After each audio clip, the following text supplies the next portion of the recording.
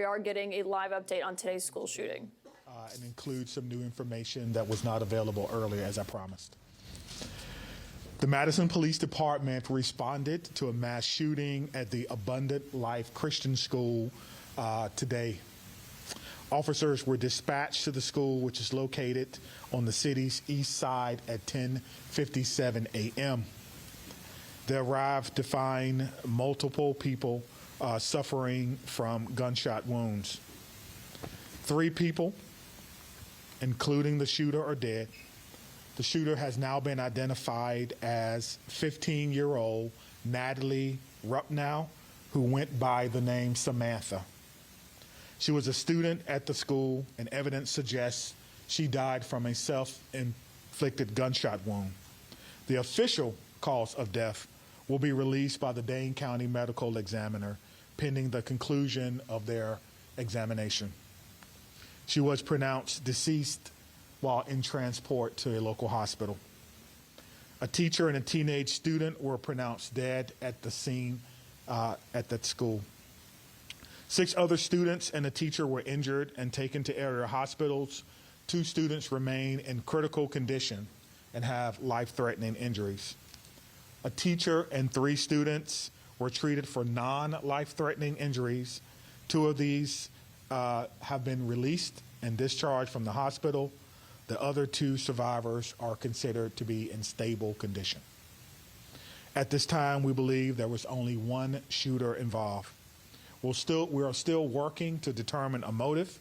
Detectives have talked to her family members this evening, as well as conduct a search of the shooter's home here in Madison. The shooting happened inside a classroom in a study hall of students from mixed grades. A document about this shooting is circulating this time on social media, but we have not verified its authenticity. The Abundant Life Christian School is being monitored by police overnight. At this time, no one is allowed inside or on the school property. The Madison Police Department is aware that people are hoping to hold a vigil at the school tonight. We're asking you not to do that, as this location is still an active crime scene. So I'm going to go over the timeline of events for you. At 10:57 a.m., a second grade student called 911 to report a shooting had occurred at school. Don't let that soak in for a minute. A second grade student called 911 at 10:57 a.m. to report a shooting at school. Officers were dispatched to the school at 10:57. A deputy with the Dane County Sheriff's Office was the first officer to arrive on the scene at 11 a.m. 24 seconds later, the first Madison police officer arrived on the scene at 11:01 and immediately entered the school. Officers bravely entered the building as soon as they arrived, not knowing what they were going to encounter. At 11:05, officers inside the school alerted people that the shooter was down and that a gun had been recovered. At 11:05, the Madison Police Department also began setting up for parents and guardians at what we briefly described earlier for you as a reunification center that occurred at 11:05. The Madison Fire Department was dispatched to the scene at the same time. They arrived at 11:05 and began linking up with officers who were also inside, and they were instrumental with providing aid to victims who were suffering from gunshot wounds, potentially saving lives. The first public notice about the shooting was posted on the Madison Police Department Incident Report website at 11:13 a.m. Officers began clearing the school building at 11:14, and bomb dogs started to clear the facility at 11:23 a.m. The Madison Fire Department began transporting patients at 11:26. Again, we want to stress that EMS arrived on the scene at 11:05. immediately connecting with officers to enter the scene, not knowing what they were going to experience. Press briefings occurred at 12:15, 12:30, 5:30, and now at 8:30 p.m. Central Standard Time. Let's talk a little bit about our law enforcement and our community partners. Multiple agencies assisted with the response to the shooting: the Madison Fire Department and several other Dane County and EMS agencies, the Dane County Sheriff's Office, the University of Wisconsin Police Department, the FBI, the ATF, all have played major roles in our response and in our investigation. We also want to acknowledge UW Hospital as well as St. Mary's Hospital for their work in treating the survivors of today's school shooting. Community resources. There are resources available to anyone needing help or needing someone to talk to. The Crime Response Unit with the Dane County District Attorney's Office have been mobilized. This is a group of people who are trained to help victims of mass violent incidents. This group is made up of social workers, attorneys, victims, professionals, former law enforcement, and other stakeholders in our community. If you need assistance, you can contact the Crime Response Program between 8 and 5 during the daytime. I'll give that number again, 608-284-6908, and you can reach them after hours at 608-376-0164, 608-376-0164 after hours. The Wisconsin Department of Justice's Office of School Safety and Office of Crime Victim Services are also providing resources during this critical time. Their Critical Incident Response Team program is designed to minimize the psychological impact of a school critical incident and helps to provide long-term mental care long after this is over. And I don't know how we can minimize what has happened today, but we're going to do the best we can to provide services for all these children and staff. We cannot forget the staff who bravely took care of their students during this harrowing time. We also want to thank employees of the Dean Healthcare, which we spoke about before. Again, the clinic shut down for the day, and employees assisted with our unification process. We've also seen an outpouring of support from various community groups and businesses: Twisted Ground Coffee, Greenbush Bakery, Ian's Pizza, Culver's, Mission Barbecue, Starbucks. You have been listening to the Madison Salvation Police Chief Army, Sean Barnes giving an update to reporters, the fourth one of the day on the school shooting that happened today in Madison, Wisconsin. A few headlines that we got from him there, including it was a second grade student who called 911 at 10:57 a.m. this morning, local time, to report a school shooting was happening at the Abundant Life Christian School. That student called at 10:57. By 11:05, police were on the scene and the shooter was down. We have now learned from authorities for the first time confirming the name of that school shooter that was 15 years old. Her name was Samantha Rupnow, Natalie Rupnow, but she went by Samantha. She was 15 years old, not 17, as previously reported. She died of a self-inflicted gunshot wound at the scene. So, of course, two others were also killed at that shooting today earlier. We have heard that police searched her home earlier tonight. They are still working to determine a motive, and said a document that has been circulating online that has been attributed to her has not yet been verified by the authorities. I'm joined now by the former Deputy FBI Director Andrew McCabe, as well as the creator of the FBI's active shooter program, Catherine Schweit. It's great to have you both back with me. We are listening into that press conference to see if there is new information coming out as we're hearing from officials. Andrew McCabe, let me start with you, though, just on what we're hearing here about the profile of this shooter. Well, I mean, you've got to be shocked by the age. First of all, you have a 15-year-old child who somehow gets their hands on a 9mm semi-automatic pistol, takes it to school, and wreaks this kind of havoc. And the fact that the shooter is female, that is remarkably rare. I think 3% was the fact, the statistic you quoted earlier this evening.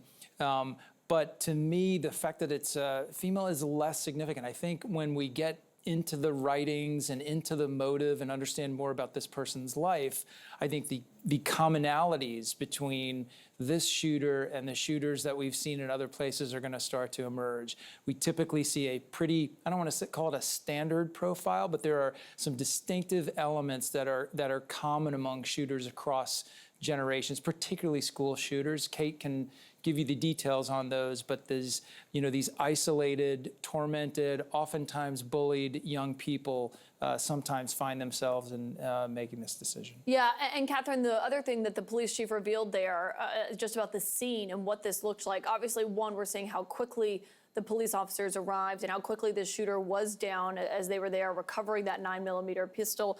He also said that the shooting took place in a classroom study hall, that it was mixed grades of students.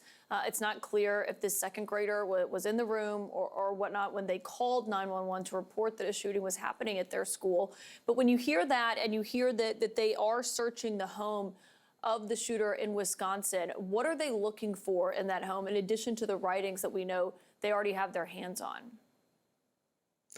I think just like Andy said, they need all of the information to know what really the background was, but there will be a long trail behind that shows, and those things that show that she was planning this will include an internet search history that will probably be pretty vivid about how to accomplish this and why she wants to accomplish it, and maybe other people, copycat sort of things. But also, we find a lot of writings, and again, as Andy says, we have so many situations where they have all these behaviors of concern. Some of them are physical, so they'll purchase clothing or they'll give away material, they'll send text messages to their friends. That's called leakage. We're going to look for all of that, not only in a computer, but in a phone. But, very often, just like the shooting down in Georgia not too long ago, after the search, they open up the center drawer of the kid's desk and there's the shooting plan. And I think that's the kind of stuff that you see and we see routinely, not just in schools, but in other locations. Well, and Catherine, just given your experience, one in Wisconsin, but also just with the FBI's active shooter program, a 15-year-old female student, how often do you come across that profile of a shooter? Rare, very rare, of course, as everybody acknowledges. But we do see more female shooters who in the education environment than other environments. More often, when you count those up, they might be at the university level.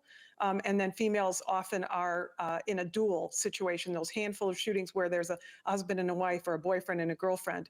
You just don't have a lot of situations where a female kind of comes to the table and outwardly emotes that kind of anger and violence. Oftentimes that's the suicide is what you see in a female. And a male, you're more apt to see that outward expression. And historically, we've got decades now, unfortunately, to indicate that that's the fact. Yeah. Catherine Schweid, Andrew McCabe, thank you both for joining us on this breaking news this hour. A student and a teacher were killed.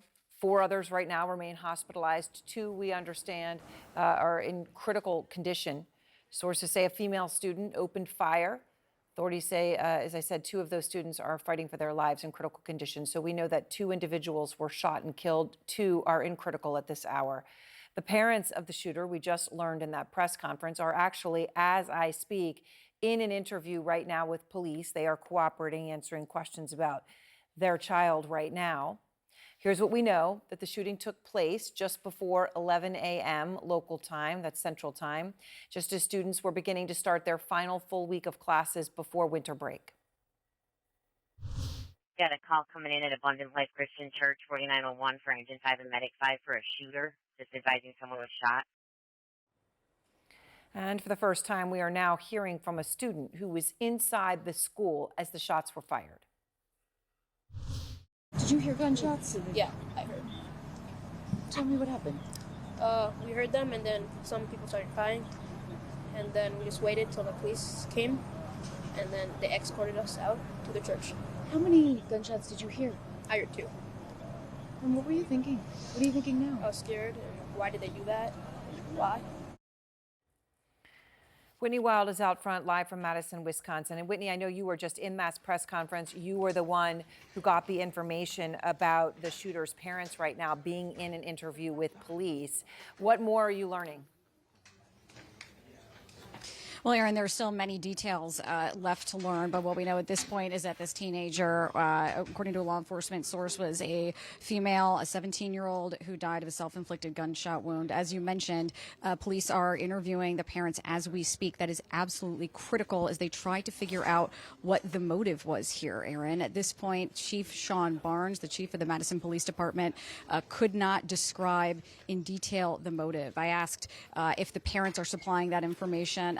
He was reluctant to say that they were, because the most important thing, he says, in an interview like that is to just let the parents talk and keep that conversation free-flowing. The critical details, Aaron, that we did learn at this press conference for the first time all day is what kind of security protocols that school has in place. And it's really a lesson for schools even beyond Madison, because the representative of the school here said that they took advantage of Department of Justice safety grants to help them beef up their security. And as part of that, Aaron, they were able to upload blueprints of their school.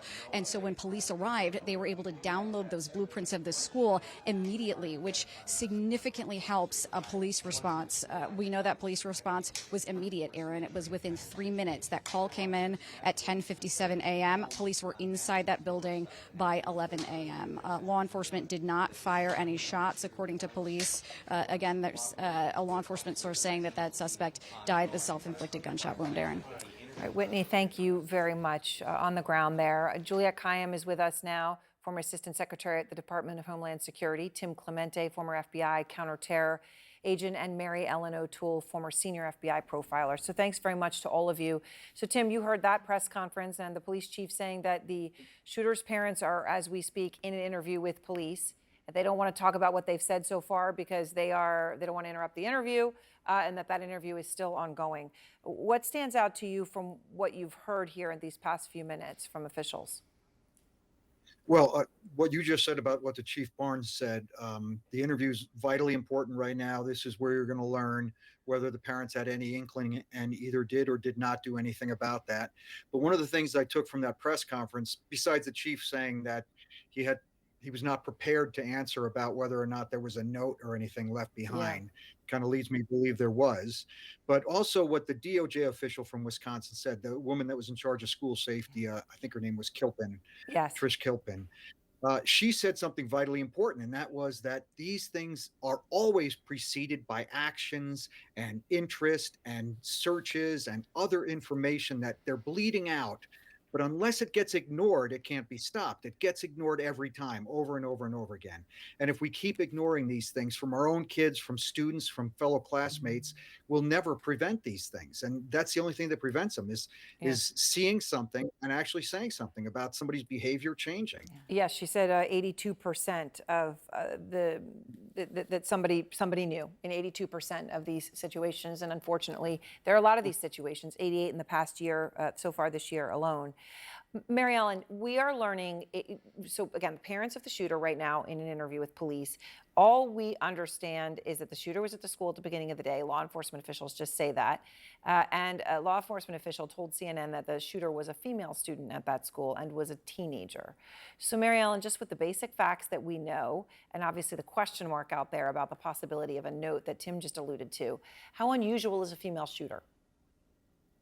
Extremely unusual. We just simply don't have that many. It's all anecdotal, so we can't even do any kind of statistical analysis. It's just so very unusual. Without exception, the vast majority of these shooters are males. And Juliette, you know, in the context of how unusual it is to see a female shooter, this person obviously hurt 8 people, killed a teacher, killed another student. 2 other students are in critical condition tonight. And we don't yet know the identities of any of these people who have so needlessly lost their lives or are fighting for their lives tonight. The scale of this, though, Juliette, seems to indicate that this wasn't about a conflict with one person, at least just from the very basic information that we have. That's the evidence so far leads us to believe that. We don't know why she when she turned the gun on herself, in terms of what, did she hear police? Was this part of the plan, or did she target someone and therefore was done with her work? And I think what's been amazing in this sort of in regards to this shooting over the course of the day, I've been with you since we first heard the news with the network, is how transparent the police and all officials have been. It's very helpful to a community to believe that they are getting the answers that they need in what seems like the inexplicable. And also what's interesting from a government PR, government communications perspective, is they are using these press conferences as teachable moments. Tim picked up on one of them, that in terms of the family, in terms of the DOJ official, basically these things are always known, and we have to get serious about these interventions, because otherwise these kids are going into schools and harming others. The other was earlier in the day when the police chief just basically didn't care about anyone's politics. He basically just said, this is not only a school, it's also a religious school. These should be safe places, and we need to honestly get our act together as a country if we keep doing this. And I was surprised how quickly the officials, not the politicians, went to these moments. Yeah, went right there. And as you point out, Tim, when she said 82% of these situations somebody knows. I mean, that is stunning when you think about these horrific situations. Perspective now from the aforementioned CNN senior crime and justice correspondent Shimon Prokupecz, CNN chief law enforcement and intelligence analyst John Miller, and Christopher Vangeli, chief of police in Plainville, Connecticut, and Sandy Hook first responder during his time with the Newtown, Connecticut Police Department. Shimon, since Whitney brought up your reporting, which just broke, you just sat down. Bring us up to speed on what you just learned. So the law enforcement officials there, the detectives, have been going through as much information as they possibly could, gathering social media, gathering other information. And they have some information now, in part, that this was planned sometime in advance, but they have also come across writings that they are now trying to link to the shooter that could spell motive, that could give some information to investigators. They're going through all of that. One of the things that is happening and what is delaying some of this information from coming out is that the parents of the alleged shooter are being interviewed by detectives. And so they're still in the process.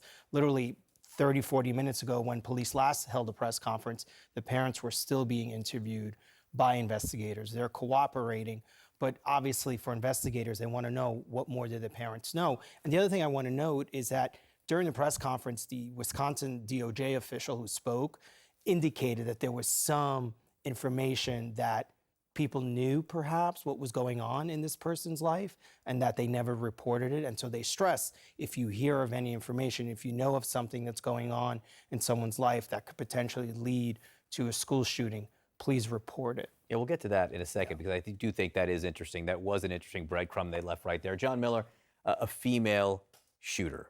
How unusual is that? That's pretty unusual. I mean, if you take not just the school shootings, but the mass shootings, out of 141, you have 6 female shooters. But, you know, we do remember the Audrey Hale case at the Nashville Christian School in 2023, which was, you know, another unusual marker, but also another Christian school. And to Shimon's point, if you see any signs of these things, you should speak up. There's the discussion about guns, which is an important discussion to have. But beyond that, law enforcement isn't waiting for these discussions, right? They're also trying to figure out ways to maybe prevent school shootings before they happen. What have they come up with after so many examples? So the FBI's Behavioral Analysis Unit has been working on this, studying it first, and then from the studies gleaning, okay, what comes out of all of this data that would be helpful? And the main point here is, and we're seeing signs of it again today, is we have this narrative that a child or a person was having problems at school or at work, and they just snapped, and they came in and shot everybody that day. Not how it works. Not how it works. People don't snap. These things build, and they plan, they prepare, they arm, they go through many steps, and they also have many tells, if you will. And one of the things the FBI has been working on is literally a campaign to get this out. And they say some of the indicators that you'll see in people, and this will be detectable by friends, classmates, a guidance counselor, a boyfriend, a girlfriend, a brother, a sister, parents, significantly reduced ability to cope with stress or setbacks, expressions of hopelessness, helplessness, lack of nonviolent options for solving problems, persistent fantasies about violence. Now, that's a core group, but there's 15 categories that they say, and you may not see all of them. You may see a cluster of them. And what they're saying is, this is the time when you go to someone you trust. And all of this is available, by the way, on www.fbi.gov/prevent. And there's tools and brochures and lists. But this is going to be how we're going to prevent it. And it's worthy time to spend. If they're going to train kids in school for how to react to this, we should all take the time to look at this type of thing so we can all do our part. Chief Vangeli, you were a first responder at Sandy Hook, which I'm reminded was 12 years ago, almost exactly, 2 days past that at this point. So what's going through your mind tonight, and what do you make so far of what we know about this shooting in Madison? Yeah, well, and I know it's going to be a very long road for them. I know they're going to lean on each other very heavily, and I know that they're going to get through it with the love of their families and with the people in that community.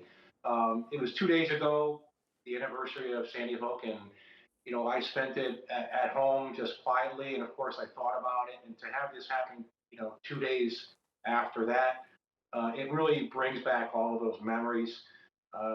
When you watch the coverage on the news and you see the police cars and the ambulances coming, and those poor officers, what they went through, the poor families, what they're going through, it brings it all back. And I want to give credit to the Madison Police Chief. He's doing a fantastic job in terms of putting out information.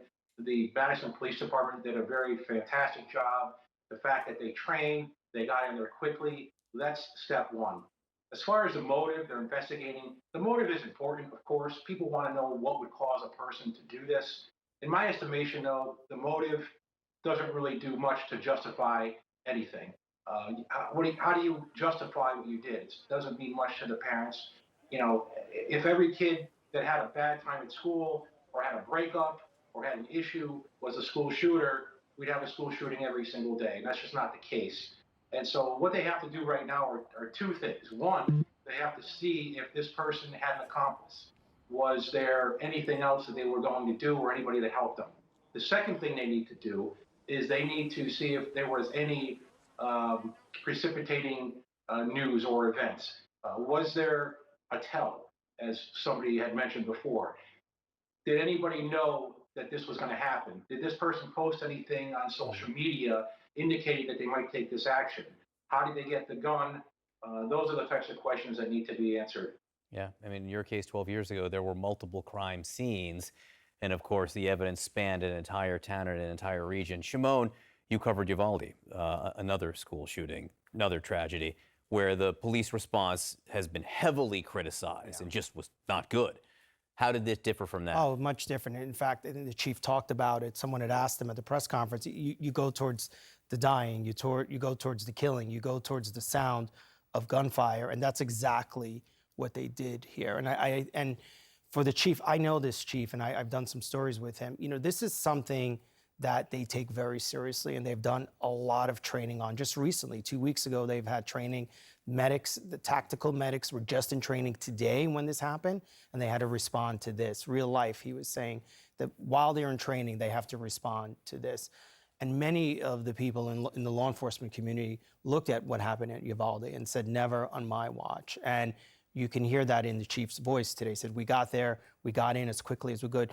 They were on scene within 3 minutes. And the chief of the fire department there said they had everyone transported to the hospital within 15 minutes. Really was a remarkable response. And the school had just undergone training as well. Everyone was trained for this. John, a lot of these mass shootings involve assault rifles, AR-15s or the like. This one was a handgun. How does that have an impact on the casualties, but also the investigation now? Handguns are very common in these as well. If you look at the most deadly, mass school shooting was Virginia Tech, and that was an individual who had 2 Glock pistols and multiple magazines, because the dynamic here is this is close quarters battle, except it's a one-sided battle. Only the shooter has the gun, and when you look at your typical 9mm semi-automatic, That's between 10 and 14 rounds in a magazine. You drop one magazine and you can, get 10 or 14 more. And when you look at the numbers here, except for the round that the shooter saved for herself, 9 people shot, 3 dead or injured. It looks like she expended a lot of those rounds before turning the gun away. All right, John Miller, Shimon Prokupecz, Chief Vangeli, thank you all so much for contributing to this discussion that I regret that we have to have.